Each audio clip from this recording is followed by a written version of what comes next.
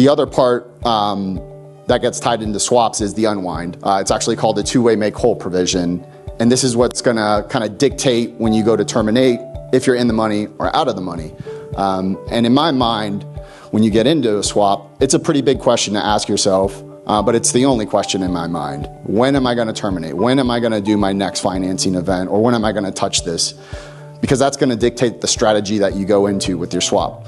So if you're unfamiliar with the correlation of how the unwind works with interest rates, it's a positive correlation, pretty straightforward.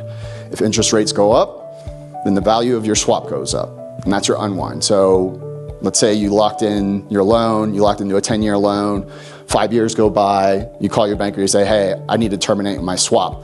He's gonna call the swap desk and he's gonna get a quote from the swap desk. Oh, interest rates are up relative to when you fixed your rate, we're gonna cut you a check.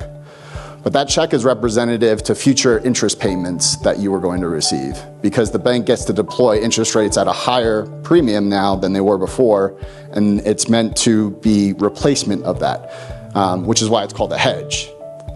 You're eliminating the risk, you're swapping that risk off. So the same is true in reverse, in that when interest rates come down, then your swap value also goes down.